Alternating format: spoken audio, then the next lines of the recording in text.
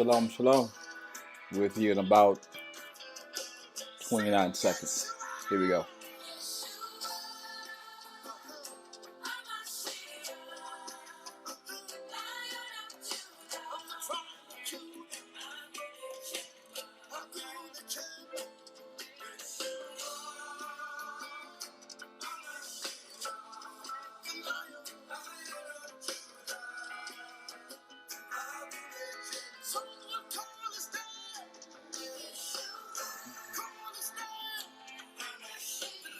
All right. Shalom, shalom. It is another great Sabbath. I truly hope that you are resting. I truly hope that you are taking time to enjoy your family. Uh, I truly hope that you are taking time to Sabbath, to rest. I feel like today I'm starting. Uh, I'm starting today. I feel like I'm starting a stand-up comedy special because y'all, I got kids. Sounds like a intro line to from many comedy specials that I understand that comics use the comedy uh, to expel a lot of truth, just to speak a lot of truth. And well, I don't consider myself a comic. I consider myself a cynic, cynical, those type of things. But good gracious almighty, y'all, I got kids. And today, I think I need a Sabbath from the Sabbath with my oldest son. You ever heard the song, um, Only You Take My Breath Away? Only You Take My Breath Away. Then you breathe new life into me. Well, that song there. Well, today, on the Sabbath, if it wasn't work, then I would have been living out that song with my 13-year-old. Only I was going to take his breath away. Only I was going to take his breath away. Only I was going to take his breath away. And then try to breathe new life back into him. Oof. I promise you, y'all, if you got kids, raise by a show of hands. I know you can't see me, but if you ever had to worship the Lord, excuse me, if you had to worship Yahweh because of your kids, won't you go ahead and just send me some type of emoji down at the bottom? If you ever had to, I don't care if it's even my mama. I don't care. Put your emojis down below. If you ever had to clap your hands and go into a Shabbaha or a Shabak or Hallel, if you had to go into a worship to keep from putting these hands on your sons and your daughters, why don't you go ahead and just help me out? Put some at the bottom of the screen for me, please.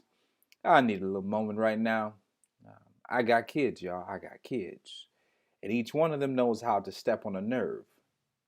I know this ain't Sabbath talk, but it is because I I had to rest from before I got arrested. I want to choke the life out of one of them. Just to choke the life out of these hands. Put these hands on them. Put these, probably a couple elbows too. These hands, these hands, these hands. Amen. But if you ever had kids, if you have kids, children, and you ever have had one of those moments, do me a favor.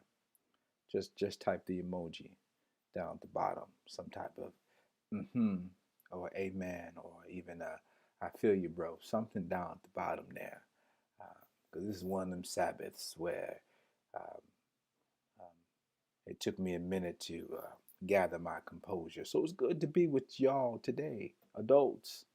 It's good to see y'all today, if you know what I mean. Sometimes you need a break away from these kids. Praise the name of Yeshua HaMashiach. All right. Now that I got that out, I feel a little bit better until I got to see him again in a few minutes. But that's neither here nor there. Let's go right into it. So, son, I know if you're watching, I know you are. I love you, but EP today almost stood for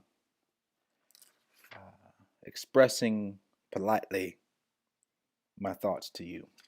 EP almost came to, expressing politely these hands. But EP also stands for an evolving parent.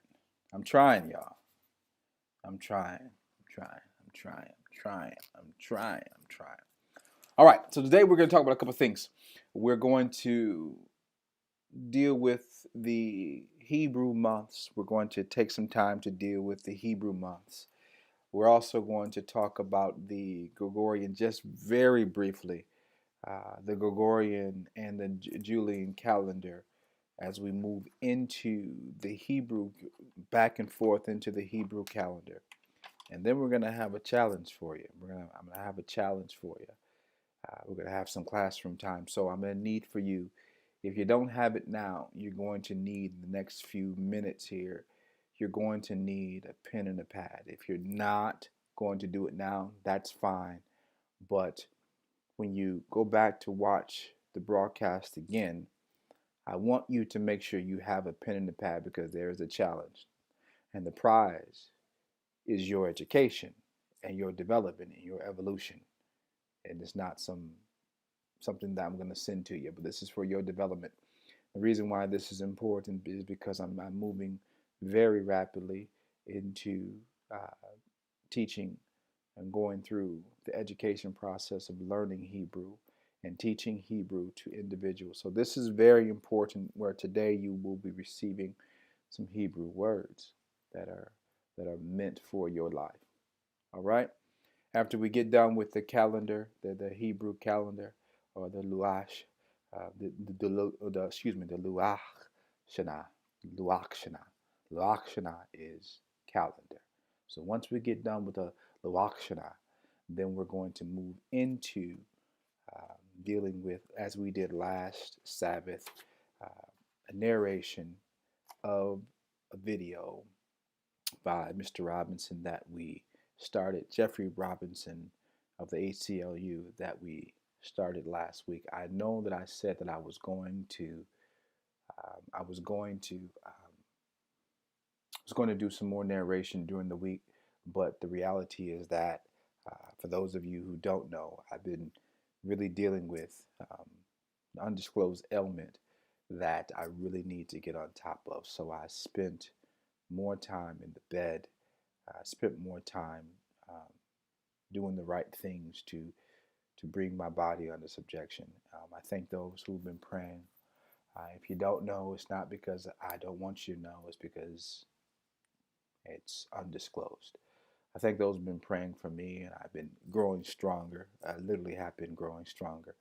I was able to get some cardiovascular work in this week like I never had before. And for those of you who have not known, um, believe it or not, over the past 7 to 10 weeks, I've been dealing with something that is very serious to me. It is something that I had to really to take a hold of, and I had to slow down, and I had to really to come to terms with, if I don't take care of, even though I'm pushing, and I don't want to miss deadlines, and I don't want to disappoint people, and processes, more disappointing processes and purpose. If I'm not there to be a part of those processes, if I'm not alive, then I cannot improve anyone's process. Um, and then everyone is on to the next one. They go on to the next teacher, the next prophet, the next person in their life. And I want to be here. I want to be here. And so times when you see me get in front of this camera on the Sabbath, it's sometimes one of the only things that I actually do during the week. And this week was different from the past 6 to 8 weeks. Um, I was productive in a way physically that I could be without feeling like I was going to keel over at any time. And some, people have been very, very concerned and I thank you for your prayers and your concerns, and I have taken heed and I have slowed down. For those of you who I'm in the middle of a process with you, and I may not have discussed this with you, I thank you for your continued patience. But I'm coming back. I feel better than I ever have in a very long time. A lot of the symptoms and the portions of the ailment that I try to, I don't try, I do hide or I do conceal. I do so when I get in front of the camera because I do not want individuals to be more concerned about me than getting truth. And I had to be aware of that I need to be transparent and clear that um, I thank Yeshua for healing me proactively and in the process of healing. I'm not asking Yahweh for a miracle. And I want you to understand why that's important. Because if you live life expecting miracles, I know it's an old Clark Sister song, I'm looking for a miracle. Well, I'm not looking for a miracle. I'm working in the principle. The principle are the details that you learn as you are growing, so that you learn the process, so that when something comes back on you, then you have the details of how to defeat it, and you have the syllabus of how to read it, you have the blueprint of how to build it, versus putting all the Legos on the table and asking Yahweh, Lord, Yahweh, give me a miracle. Build me a man out of these Legos. I want to hear that. Lord, Yahweh, build me $1,000,000 out of these Legos. But when you live life by principle, then you're not just being led to the water and saying, ta-da, here's an oasis, or ta-da. No, because you are actually shown and given the principles or the details of how to make sure that if that thing ever comes back, then you can defeat it. And that's what I'm doing. Um, the problem is that if you live life by principle, if you live life only by miracle, then you always run the risk of never learning the principle. Someone can ask Yahweh for $1,000,000, and a windfall blessing comes your way. Whoosh, here's $1,000,000 for you. But if you have not learned the principles of saving, spending, investing, if you have not learned those principles, then that miracle that you was given will be short-lived. But if you learn the principles, you can start with $1. You can start with a shilling. Talking to my Kenyan folks out there, how y'all doing? You can start with the shilling. You can start with $1. And you can build because you know the principles of becoming. This is the reason why even the Ashkenazis or the Khazarian individuals who now occupy current day Jerusalem, this is why they were able for generations to succeed in a place that doesn't belong to them. It is because they learned the principles of the scripture and they applied them to their life. Meanwhile, we're in churches hooping and hollering and making all this noise and begging for miracles, and never learn the principles of truth. So I'm conditioning myself. I'm learning that maybe, and it's coming to a conclusion now, but maybe I'm not able to take every appointment every day. And for many, I did not even disclose that. And for some that were able to come closer to me and were able to have real conversations with me, I was able to say, yeah, that's a vulnerable moment for me. I'm not a leader who believes in becoming a charismatic only development for people. My superpower is my vulnerability. And when I'm able to be vulnerable and be open, then it helps me, it aids me.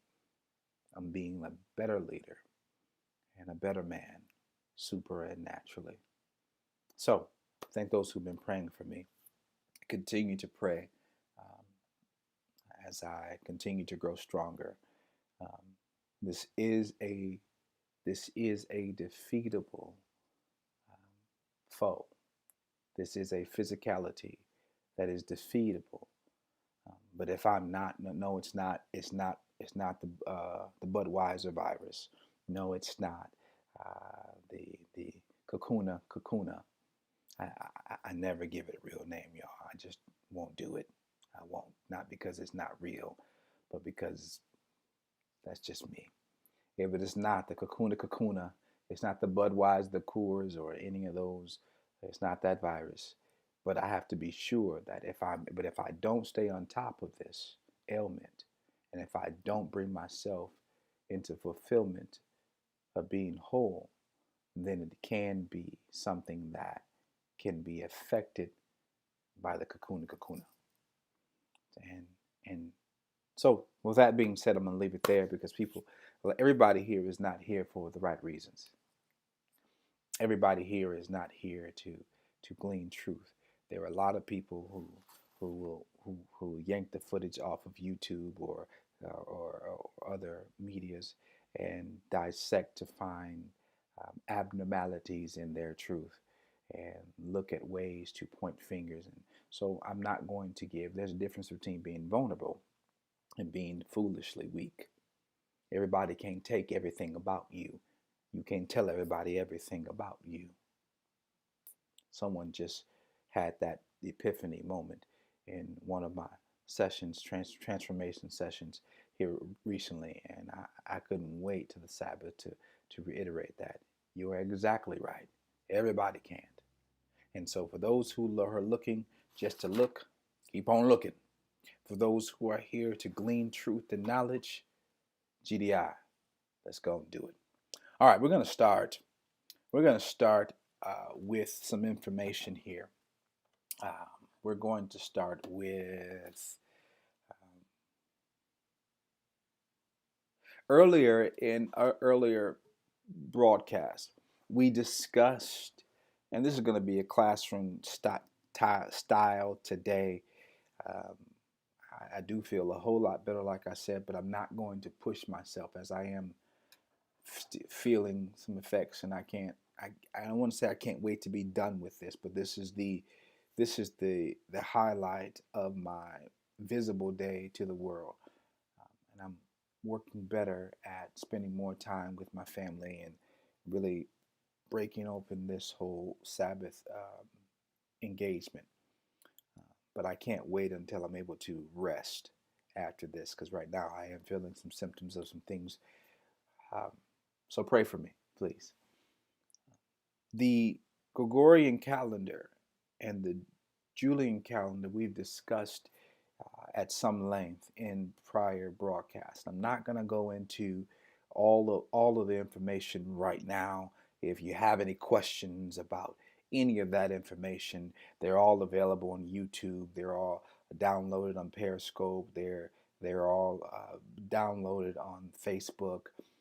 I encourage you to go and look at those on those subjects that are headed the Gregorian and the Julian calendar, and why those must be taken out of your vocabulary if you are really wanting to move on to greater truth, fuller truth, more truth, the truth. All right, let's move forward into the Hebrew months. Now that we've discussed January, February, and March, we're going to get into a couple more details today, briefly, and then we're going to go right into right into the Hebrew months. But if you can take a minute and just in your head go through January, February, March, April, May, June, July, August, September, October, November, December, you'll find out that these are a part of a former Julian calendar that was replaced by the Gregorian calendar, named after Gregory. If you don't know who that is, you got to go back and watch it. I'm not going to spend time going through that. But I want you to look at some things today that we haven't really discussed too much. We're going to hit them quickly. The month of January, or the name, the word January. That word comes from the word Janus, And Janus was a Roman, the Roman. Let me see, make sure I got this right. The Roman god for beginnings and endings. So I want you to understand immediately, even though January and February, you must know we're added later on. Okay, and I'm going to show you how it's proof that they made a mess of this in their attempts to honor their gods. Okay, if you look closely, the word January. If you're taking notes, this is something you want to take notes on. The word January is the word Janus or Janus, and it's a god that they call their god the beginning and ends. Kind of atypical of the Romans to put their beginning god at the beginning of their year. If you remember, I told you before that for a long time, the winter months were not even counted in the vocabulary or in the timeline of the Romans. It was just dead air. It was like dead space. They would get to the end of the warm months. They would come through the fall, the so-called fall, and which is actually harvest time, which is what we should be volitionally watching as our calendar markings. But you found out that in that time they just didn't do anything. It was like, what month is it? It's a what so when are you coming over? Oh, about it's a couple of days. That's literally how they went about. And I'm being a little bit facetious, but really, that's how they went about their time. Once it became cold outside, they just took the calendar off the table. They had no months. They had no time. He equated to that. But if you look at February, of course, oh, you see how in the month of February there's a huge holiday, or no, it's not a holiday, because if you have to look at the word holiday, it's holy day. But there is a day of festival, better put, there's a day of festival that the Romans again enjoyed and went through the festivities. And that's going to be the month of February, was dedicated to the Roman god of passion and love. This is also the Roman god of war. The name of that god is Phoebus. Phoebus. F-E-B-U-S. Phoebus or Phoebus, depending upon what part of the country you're from and where your tongue dissects and how you talk.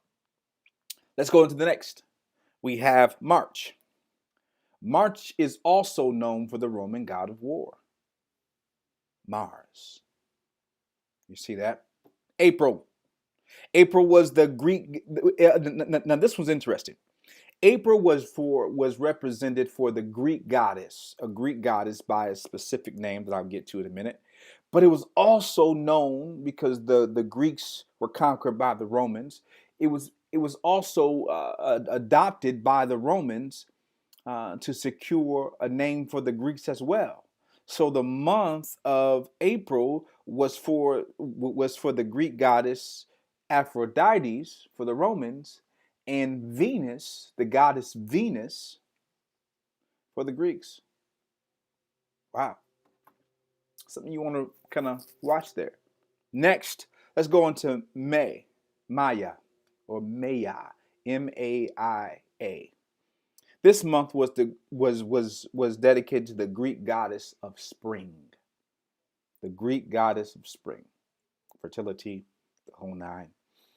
You do your homework. I'm giving you the name so you can do your homework. And if you're coming across information, let me just say this. If you're coming across information that you're not able to disseminate, don't take it on by yourself. Don't take it on by yourself. That's the reason for a teacher. That is the call of a rabbi. That is a call for you not to be by yourself. So if you're coming across information in your own study, because I want everyone to study to show yourself to be approved, but do not negate Yeshua's process or Yahweh's helpers, such as individuals like myself who can help you disseminate information. It's not that I am an encyclopedia of exact truth, but the spirit that Yahweh has put in me gives me the ability to really to have a gift to disseminate and break down information. And because I do spend a lot of time and effort and hours and have for many years on these subjects, then it will behoove you to use those resources. This isn't a competition. This isn't church where you are vying for a position or the pastor wants to be the most learned. No, utilize your resources. So if you're coming across information in your research, again, that's why I'm building the separate network so that I can continuously give individuals information, books, research, data, uh, broadcasts, so that you have a steady diet of resources, so that you don't have to do what many have done and become complacent. I've heard of people, and it's very real, who begin this journey of searching, and along the way they may even become atheists because it's so much information that is erroneous, and that has been hidden, and you find something, you're like, wait a minute, what about this and that and that? And I'm dealing with people in the book of Enoch and Jubilees and Maccabees, and people are flooding my, not flooding, I would say it's a torrential downpour. It may be a light, brisk spring rain of information, people coming into my inbox and asking questions. Understand that you are always I'm always not always available, but you're always welcome to call my office. My office is tied directly to all my lines, and even schedule an appointment to speak. If you don't know that number, inbox me that you would like that information. I'm not gonna put that stuff out there just willy nilly, because people just want to be nosy and find out what you're doing. But if you want that information, don't just seek stuff on your own. Do not become fatigued in your searching. And also, I want to be able to cover you from misinformation or information that you don't need to study. For instance, people have brought me books and things, and I want you to keep doing that. And that come back and say, hey, what about this? And I'll say, you know what? That's not only would I tell them that it's not something that you need to read. I'm learning to be more direct. As a counselor, as a therapist, it's sometimes easy for me uh, to give an answer for the now without giving people understanding of what they're really asking for, because I may be protecting them, or I may be on a totally different subject. So I'm learning to be more direct. But I'm learning to be more direct to tell people, look, you don't want to touch that because that is information, and I will give you the XYZ. For instance, people are asking about certain books that are not included, that are in the Apocrypha, and I'm giving information that's not something you want to touch. You want to stay right. You want to stay right in the vein that you're in, learning in the realm that you are learning right now, because that material will derail you. If you're not strong enough, if you're not learned enough, you will be derailed. It will derail you.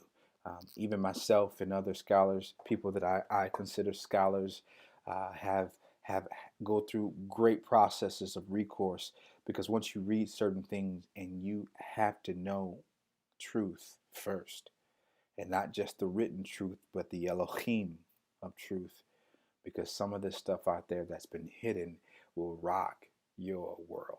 So send me your information, send me your questions, send me your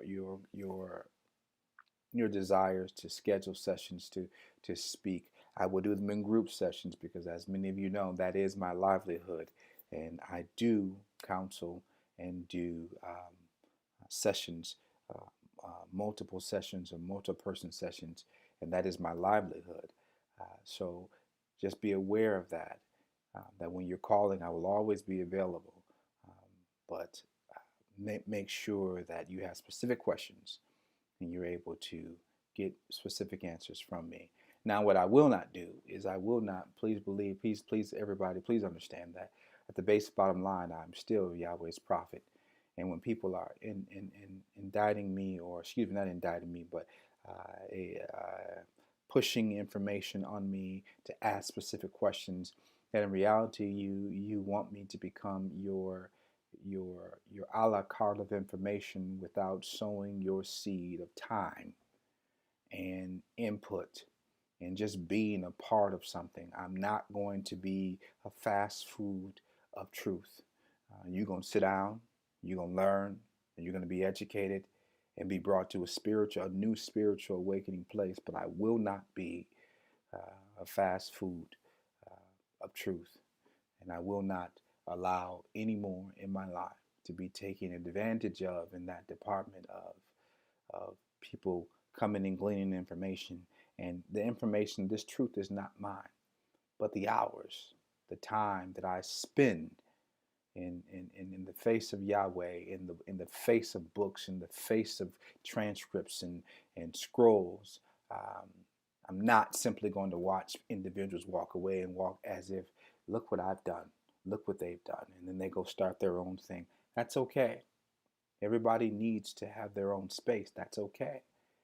But taking advantage of people just simply to get what you want out of it. I'm still Yahweh's prophet. I do see you. I do know who you are.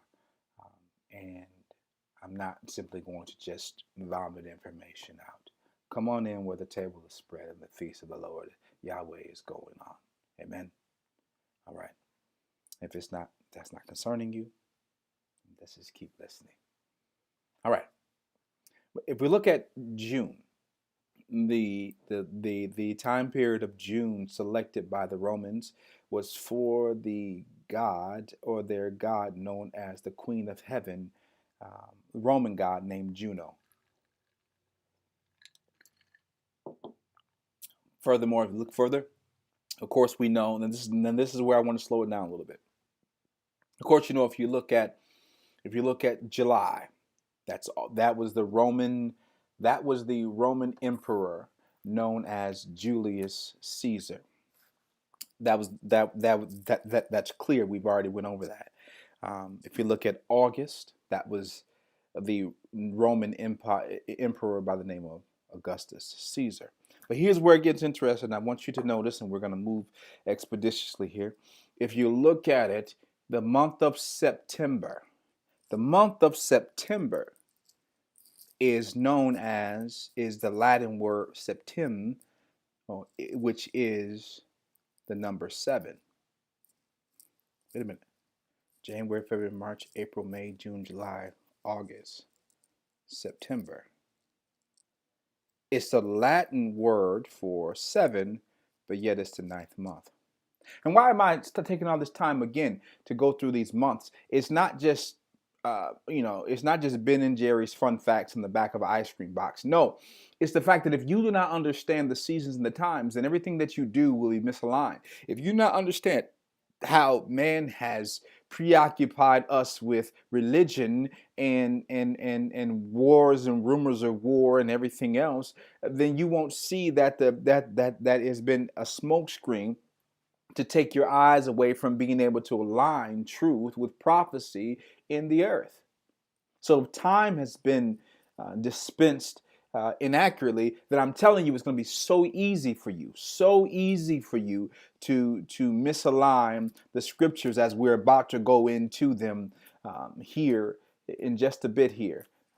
Now, October is the Latin word octo or oct, O-C-T-O, is the Latin number for 8. Octagon, you see that? But it's not the 8th month. It was, but even that was misaligned. What I'm trying to tell you is, how do you simply just change time? How does one simply say, yeah, it's 11 o'clock, but now we're going to call it 7? Why? Because I just feel like it's a 7. It looks like a 7 o'clock outside. The sun looks like a 7 o'clock. How do you just reform dates with no prior knowledge, information, or truth? November. The Latin word novem is 9, but yet it's not the 9th month. And finally, December. Decem, excuse me, or Deci, which is 10, but December is not the 10th month.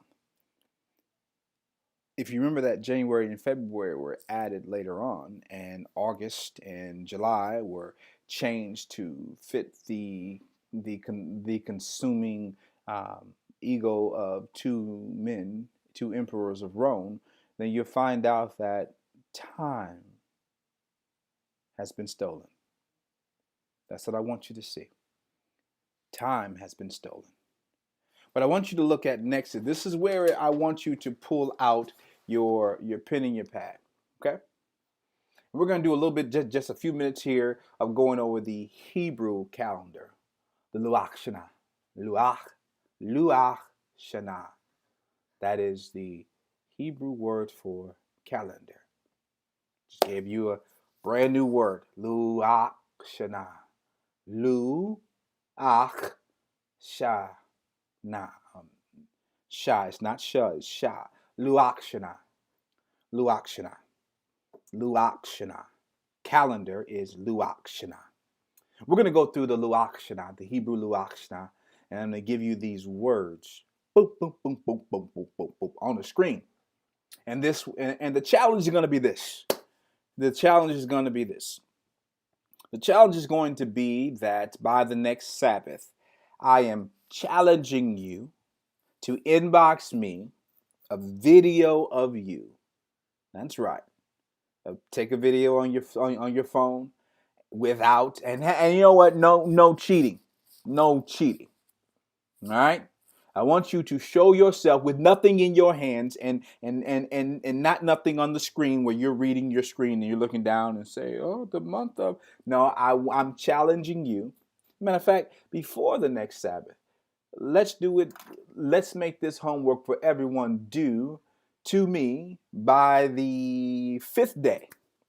By the fifth day. Now, what if you haven't been a part of that process of first day through the seventh day? Let's go through it. Today is the Sabbath. Tomorrow is the first day.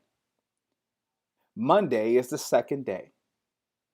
Tuesday is the third day. Wednesday is the fourth day. Thursday is the fifth day. Friday is the sixth day.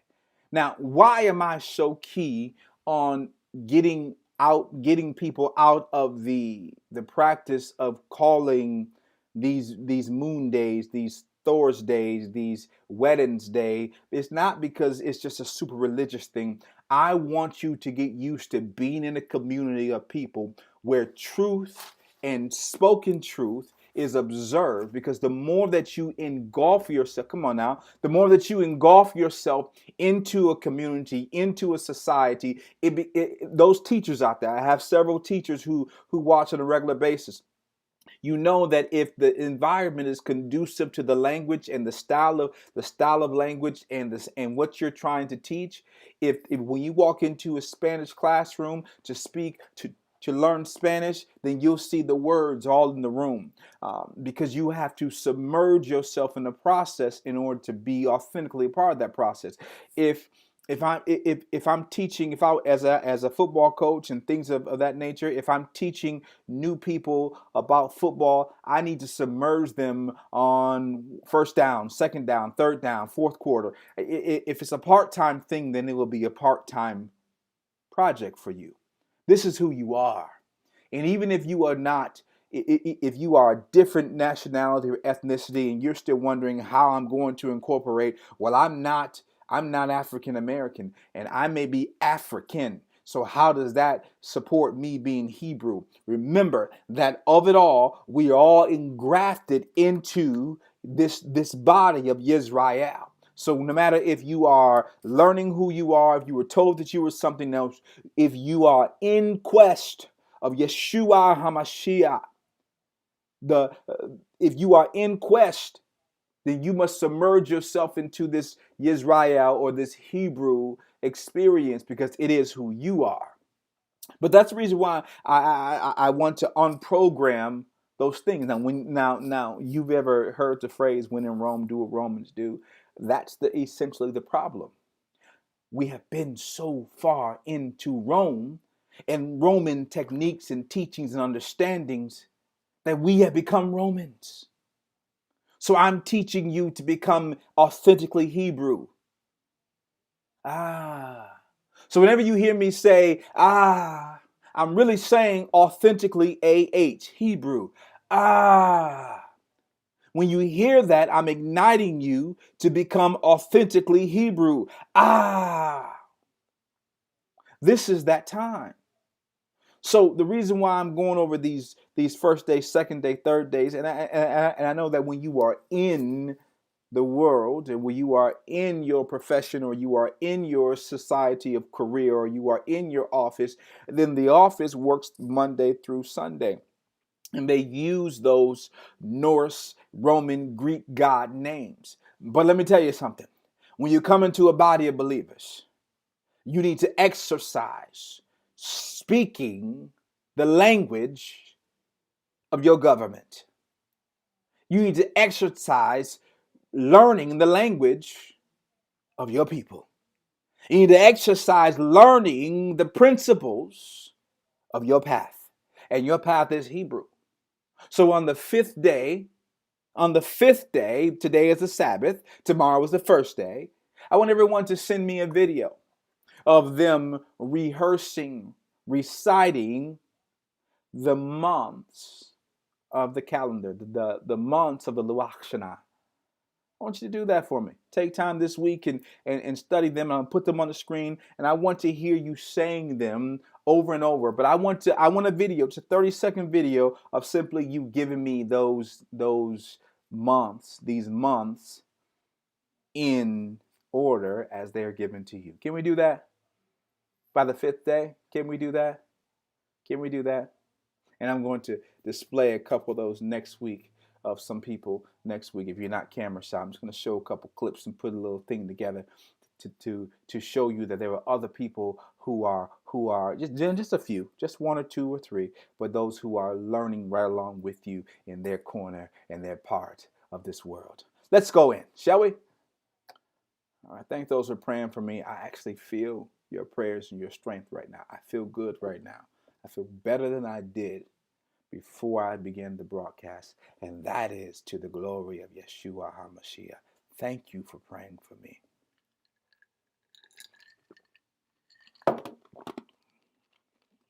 I got some ice, y'all. I'm sorry. Forgive me. Took some ice in and then went to spit it back in the cup while you're watching. All right. The first month. The first month that we're going to deal with is going to be, now this is going to be a little, not really controversial, but we'll get into why there are several connotations of this name in the future. Aviv, but I want you to practice saying Nisan, Nisan, Nisan, not Ni Hao. We're not in China. We're not in the countries in Asia. We're not saying Ni Hao. We're saying Nisan, Nisan. All right. The next we're going to go to the second month is Iyar, Iyar, as in the phonetical spelling would be like Eeyahr, Iyar, the month of Iyar. Yeah. Now, my sons, I know you're watching this. This is the part of your Hebrew teaching for next week. So I'm giving you a heads up. That's why I have you with your pen and pad. You need to be writing these down. You too, Zaza. You too. Okay? If you need help, go to mommy. Iyar. Iyar. That's I, not L. That's Iyar. All right? Next month we're going to go to is Sivan. Sivan. Sivan. No, that's not a derivative of the word seven. That's Sivan. As in S-E-E. The phonetical spelling would be S-E-E-V-A-H-N. Sivan. Sivan. As I'm saying them, say them out loud. I can't hear you. I can't see you. Practice saying them. Sivan. Sivan. All right. Next, we're going to go to the month of Tammuz. Tammuz. Tammuz. Now, I'm working on my tongue, my dialect of Hebrew. So if you cannot say, and I will say it several times to give you a slower pace to say them, as I am working on a different level or another place of the Hebrew tongue. I'm working hard, y'all, working with you. I'm working right alongside of you. And that's going to be, again, Tammuz, or Tammuz, Tammuz, Tammuz, T-A-H, Muz, M-O-O-Z, the line across, Tammuz. That's not the correct spelling, that's the phonetical spelling. And when I say phonetical, I mean broken down so that you can understand how it sounds. Okay? Next one was a really easy one for you to remember, and that's Av. Av, just like it sounds. Av. Right? Ave Maria, Av. Av. Okay? Next we have Elul. Elul. Not El-Lul, but breaking down E-H-L-O-O-L.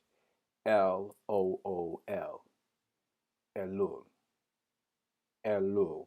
And we're going to get into not necessarily one by one as far as in subsequent weeks what they mean, but we're going to use these because there's that understanding will be brought out as we begin to study the scripture from the Torah. We're getting ready. Let me say this. Let me interrupt the month of Elul to let you know that there are two sets. I thought long and hard about this and how I'm going to dispel this to you all as a remnant, but so not but, and I've come to the conclusion that since the spring feast of Yahweh have already concluded, we are looking, there's a spring and then there's a fall. And that is a mighty understanding that I am so excited to release to you. But you'll find that the fall festivals, the fall feast are going to be taking place. We have some coming up. They start in September and they roll through and I know we haven't. I know I said September, but I'm saying that because we're right now learning the months as we go along. So I'm still using those words when speaking to you. But understand that after next week, anything that I have to give you, I will be mixing it with your former understanding of the Gregorian and the Julian calendar and the days of the week, and I will be always giving you the side by side of the Hebrew words that coincide. And then ultimately, I will be moving away from those words in these broadcasts and only be using the Hebrew tongue.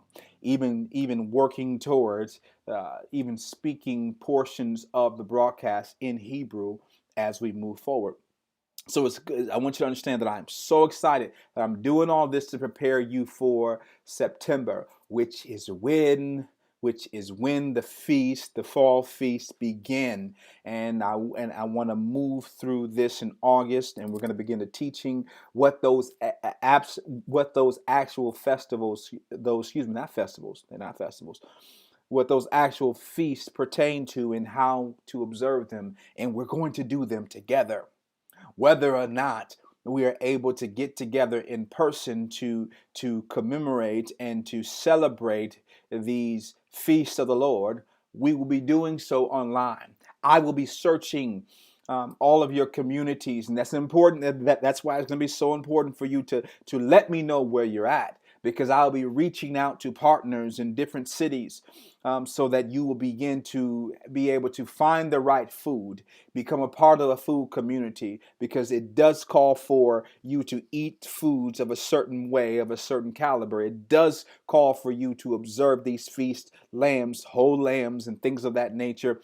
I'm going to be searching your communities and finding partners for you in those communities so that you can find the right foods. And even when it comes time to come together, for those who are in my vicinity, it's going to be determined by And I'll be honest with you, I don't believe that we'll be able to do this face to face, because I do prophetically believe that the virus, this virus, this thing will become robust to a different level. But I will be able to do so. The Bible talks about us coming together. Now, when their day, in the day of the Hebrew calendar, in the Luach Shana, they did not have the internet. They did not have integration of sound and 3D and visual. We can do this. Yahweh has given us the tools to become a community in person, live, in person, where you are, and your camera becomes my camera, and my camera becomes your camera, and we are feasting at the same time. And we can worship together. If all these pastors have found that they can worship together online, then I can be a part of you observing the festivals and the feast together. So that's why it's going to be so important that you identify where you're at and what's going on and become a part of this. Because at the last minute, when it comes closer to that time of festival times, in less than 67 days now, 65, 60, as it begins within the next 60 to 70 days, I will not be taking time within the last 7 or 10 days to say, hey, I want to be a part. You got to come in now. If you know people in your communities who want to understand or to be a part of the true feast of the Lord, and they do not have this opportunity, invite them in. Tell them to come a part of the Sabbath now, the Sabbath at 7 now, because I'm not going to spend time in those subsequent months or days leading up to it answering questions and finding resources. I will be engaged in getting ready to align heaven with earth with heaven, with my form of worship in feasting and festival. And I'm telling you, I'm excited about it, so I'm not going to be facilitating this just to have you a part. You're doing this with me, so I need for you to take a part of this. Tell someone about it, because at that time, as we get closer to these festivals, you will be made aware, you will be briefed, you will be told of everything going on. And instead of going through each feast in one lump sum, as we prepare for one feast and the next feast and the next feast and the next feast, we will be learning them. You'll be learning them in real time and telling you how to coordinate your time, your efforts. We're going to even go further with this Sabbath thing and begin to identify it's not enough just not to work on the Sabbath. Are you really observing the Sabbath? I understand that for those individuals, and there is scripture reference for this, there are individuals that are unable to take a part of the Sabbath because of their work.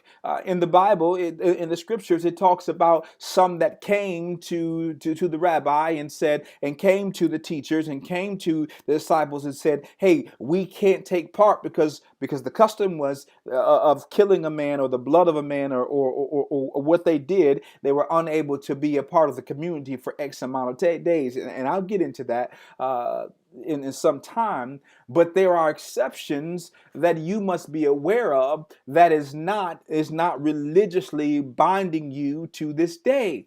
But if you are really sincere about it, and you are sincere, even if you have to work on the Sabbath, but if you really are endeavoring to reach the spirit of this thing, then you won't let nothing stop you. If you have to call and say, teacher, this is what's going on. I work on the Sabbath. I can't. I feed my family like this. Well, there is an exception, and there is an exception to the rule, because because get this, for nearly 450 plus years, the children of Israel were in bondage and had to work on the Sabbath. There are exceptions, and there is information that gives us the movement by the Ruach HaKodesh of Yeshua. The Spirit, the holy set aside Spirit of Yahweh will show us how to maneuver you individually through this thing. Are you hearing me? Are you hearing me? I'm making myself available. So there cannot be an excuse. I don't want you without an excuse. I don't want you with an excuse. I want you to come on in with the festivals. I want you to take your rightful place at the table. I want you to be a part of the Feast of Unleavened Bread, the Feast of Tabernacles. I want you to take a part of the Purim. I can't wait to take part of it with you. I can't wait till you get this knowledge and understanding so that your relationship with Yahweh is so much greater, so much more passionate, and is so much more truer to the identity of who you are. Let's move on. The next month after Elul is Tishrei. Tishrei. Tishrei. Tishrei. Okay? T I. Oh, maybe I should put it on the screen. I got excited, y'all. Like I had a moment. I'm feeling good. Thank you for your prayers. Tishrei. T. The phonetical spelling would be Teeshray. Or some would say Tishrei. Tishrei. It is actually Rei. Rei is going to be Tishrei or Tishrei. Tishrei. And you can't say that with the roll. I'm working on my vocabulary as well as you. Then you can take it down to a base level and say Tishrei, Tishrei, Tishrei. All right. Next, and this is another that we're going to have to get to and really deal with because it just like Nisan and Aviv is going to have some understanding later on to have to evolve understanding of why there's some type of controversy or complexities about this month as well. And that month is Heshvan. Heshvan. Different variations can be Mahishvan, Heshvan, Mahishvan. But for the sake of the complexities, we will simply say right now, Heshvan. Heshvan. Just like it's spelled right there on the screen, Hesh, and put a V-A-H for the phonetical spelling, Heshvan. Heshvan. Let's move right along. Make sure I have them on the screen in the correct order here. The month of Kislev. Kislev. Kislev. Kislev. Kislev. K-E-E-S-L-E-V. Kislev. Okay. Next, moving right down the line. Tevet. Just like it sounds. Ta or te. T-U. The phonetical would be T-U, or you could even say T-E. Tevet. All right. Next, we're going to go to Shabbat. One of my favorite months. You'll find out why when we get in the scripture. And you'll find that in the scriptures that even before, and I'm going to give you just a tad 30-second background, even before these months, a lot of these months were added after the Babylonian captivity. So prior to I'm going to give you those two today. I'm going to go ahead and give you those two. I'm going to give you the captivities. People have asked questions about and that's going to be very important to understand how America aligns with the final captivity of the Hebrew people. But you'll find that prior to the Babylonian captivity, you will find that a lot of these months were not utilized, and they were simply called the first month, the second month, the third month, the fourth month. And not to make these irrelevant, these are important because these are mentioned within scriptures, and it gives you an opportunity to align them and be able to utilize these names as well as the first month, the second month, so on and so forth. We'll get to that. Next, we're going to go to Adar. The last month is as in UH, Dar. Adar. Adar. Adar. Now, so let's go through them again. Aviv, Nisan. Okay. Excuse me, I thought I took them off the screen. Hope you all can still see them on the screen. I just had to screen go out. I know that we're still live, but I had a screen to go out here. But let's go through them again. Hopefully they're still on the screen for you. This will be your point of reference to be able to go through and to hear them said out loud.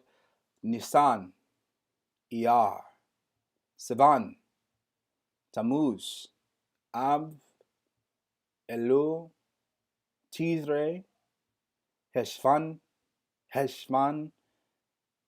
Kislev, Tevet, Shevat, Adar. Same, a little slower this time. Luach Shana, the calendar, the Hebrew Luach Shana. The Hebrew Luach Shana. Nisan, Iyar, Sivan, Tammuz, Av, Elul, Tishrei, Heshvan. I'm still working on my the Heshvan, Kislev, Tevat, Shevat, Adar. These are the Luach Shana of the Hebrew. All right. Hope you got those. If not, you can always go back to the screen and push that button again and fast forward and rewind and on your favorite social media platform. And I was going to say stage, y'all. Change the word up, say platform. All right, so here's what I want you to understand about just briefly. And I told you I want to give this to you so you can have these as well. And I'm going to leave these on the screen for you so that you can see them. But I'm also going to give you the Hebrew captivities, including the modern day. There's quite a few. There's a few of them. But I want to give those to you, and I want you to write them down as well. Okay, so there was the Egyptian captivity. Okay, and these are what we're going to begin to research and study as we go through the festivals to understand how they are connected with the festivals and why they are so important to the unique way that Yahweh has chosen to discipline, to grow, and to develop, and to love his people, the Hebrew people. Because first we have the Egyptian captivity. Then there was the Assyrian captivity. And if you remember, I told you earlier about how these months came out of after the Babylonian captivity. Well, in the order, after the Egyptian and the Assyrian captivity, there was the Babylonian captivity. Okay, so we have the Egyptian captivity, we have the Assyrian captivity, and then we have the Babylonian captivity. Okay?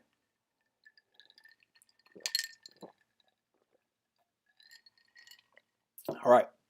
Next, we have the Persian captivity. Then we have the Greek captivity, followed by the Roman captivity, and finally the American captivity. Okay? Same again. We have the Egyptian, the Assyrian, the Babylonian, the Persian, the Greek, the Roman, and finally the American captivity. Those are going to be important. So along with your homework for this coming week, I want you to not only to give me the months, the Luach Shana, the calendar of the Hebrew, but I also want you to give me the captivities of the Hebrews. Okay? Good stuff. Hope this is helping you. Hope this is growing you. I know that it's helping. I know that it's growing if you delve yourself in to this process. All right, we're going to wrap this up. That was the end. We're going to spend about 25 minutes now going over a portion of the video by our good friend from the ACLU, Mr. Jeffrey Robinson. And we're going to break down, just watch a little bit of that video, and I'll give some commentary on some of those pieces, on some of the words that he speaks. And I want you to listen intently. As we left off last week, we ended off with the information that was about Stone Mountain and the monuments that were given at Stone Mountain to the KKK. And if you remember, if you were not here last week, the reason why this is important is because moving forward, I will be dealing with a lot of information that happened prior, pre-America. But I also want you to understand that the last and final captivity, the last and final captivity, the last and final captivity in was and has been America, and that is the fulfillment of the scripture that we will deal with. But I must give you enough information, a lot of information, some information, adequate information, above adequate information that will help you to understand how this ties to the current America and how the Hebrews are tied and how the tribulation or the captivity took place in America. And because my specialty, my area, my passion is pre-America, I want to make sure that I'm giving you enough information and enough resources so that you can search post or during the America captivity. Does that make sense? Hope it does. Let's go to the video, shall we?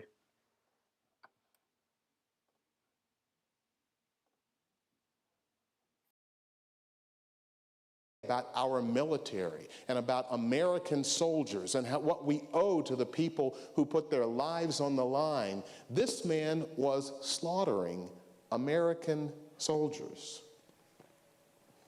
and they built a monument for him. Everybody remembers the Edmund Pettus Bridge and Bloody Sunday. Heck, they made a movie about it. If you are not familiar with the Edmund Pettus Bridge, I want you to listen carefully to this information, but I want you to research Bloody Sunday civil rights face-off at Selma. You can see this very, very nostalgic and just eerie. It's taking me back because I'm seeing images in my head of things that I've watched. But if you have not familiar, I want you to this week to look up Bloody Sunday and look up on YouTube and look up on different outlets, just information. Look up Life Magazine, look up these articles and see the language, okay? But who was Edmund Pettus? Well, that's who Edmund Pettus was. The grand of the Alabama KKK. And that bridge was dedicated not in 1865 or 1870, but in 1940. And we'll come to that timing as we go through this, because the timing of these monuments, I think, suggests something that's very important in terms of understanding what they're about. This is one of my favorites, I will just tell you. If you have, can I see a show of hands? People here who have been to Stone Mountain, Georgia? So there are some people, and I'm glad to see that. But I'm betting you don't know the entire story of Stone Mountain, Georgia.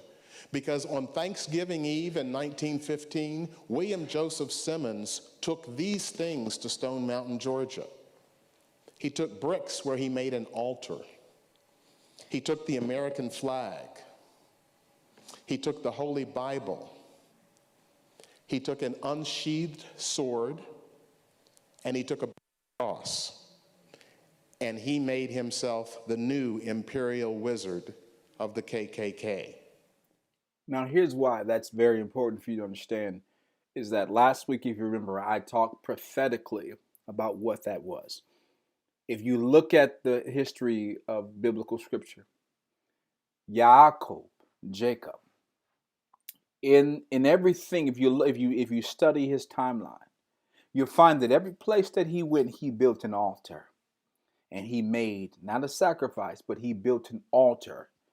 And even the final altar that I love so much was one of the final recorded altars was he at Peniel, and he made an altar at Peniel, and it's meant because he had seen the face of Yahweh and lived. I want you to understand that in the same capital S, Spirit of Yahweh, these people were giving themselves over to rituals to adorn the land or to commemorate or to offer the land in the United States to their gods. I told you last week that the headwear that many said, oh, you have that headwear on your face as a KKK because you are a coward. Well, many of them are a coward for wearing it now, but the original intent for wearing that mask was to invoke, to become the spirit of those who had died before them for their cause. It was to invoke or become a ghost or become a spirit. Their entire white garb was entitled to be, inspired to be a garb that invoked them to become the spirits. It was a very spiritual matter. So when this Pettis brought these items to Stone Mountain, he was no less raising a ritual.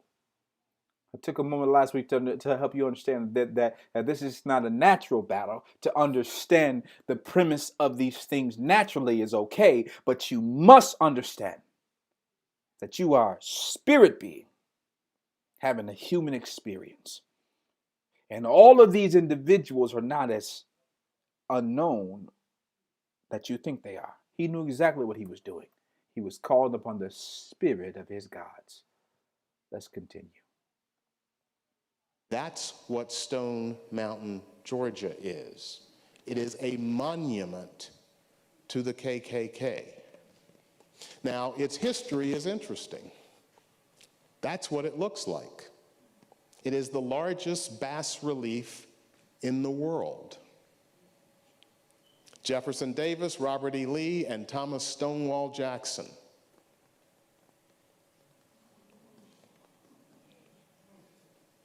Conceived in 1912 by the United Daughters of the Confederacy, deeded to the United Daughters in 1916. They started working on it with the KKK in 1922, but it was... Did you hear that? They started working on it with the KKK. Now it's going to be so interesting. I think you're going to be very interested to find out that the government of the United States took on these efforts with these two non-government groups or non-spoken government groups. Let's keep watching. Abandoned for 36 years until the state of Georgia purchased it and created the Stone Mountain Memorial Association to complete the project, and it was completed in 1972. And finally, this one. I got a call from a Washington Post reporter several weeks ago, and he said, I want to talk to you about these monuments that have been in the news a little bit recently, and I'm having some confusion. First of all, did you know that there was a Confederate monument in Arlington National Cemetery? And I told him, no, I had no idea.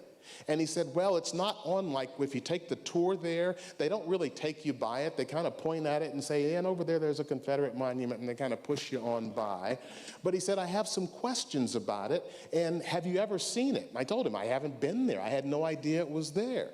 And he says, well, I'm trying to figure out what is a mammy. And I asked him to repeat his words. I said, what did you say? And he said, I'm trying to figure out what is a mammy. And I said, well, I can tell you what a mammy is. And I said, you're going to see a black woman with a handkerchief around her head holding onto one or two white kids. And he's like, hold it. I thought you hadn't been to the monument. And I said, no, I haven't. I just grew up in America. I grew up black in America. I grew up in the South in America. And I know exactly what a mammy is. This is from the website of the Arlington National Cemetery. The vignettes include a slave following his young master, an officer kissing his infant child in the arms of her mammy.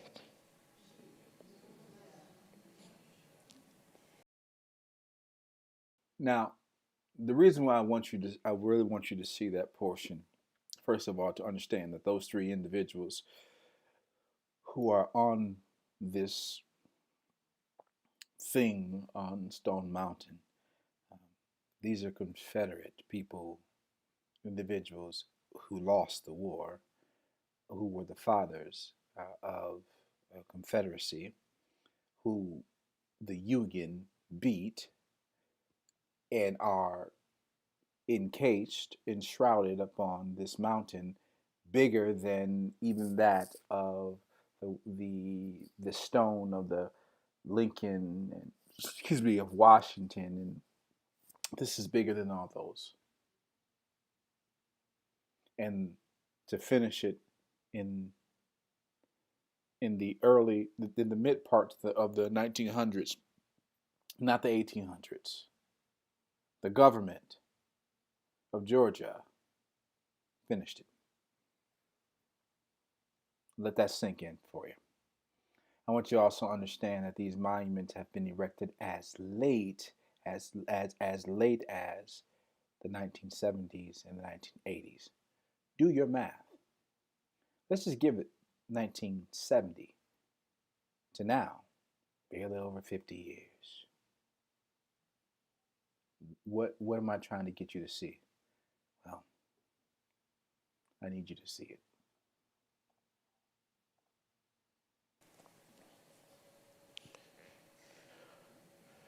This is definitely a monument to history. But monuments are built to honor history. I am not honored by this, and neither is any other black person in America. That's in Arlington National Cemetery. I told you that our history has been stolen from us. Now, for those of you who don't know what Arlington National Cemetery is, it is a military cemetery that houses hundreds upon thousands of military individuals as a way of honoring and commemorating their service. What in the world is a Confederate anything doing in a cemetery that honors the United States? You think about what they're really telling you.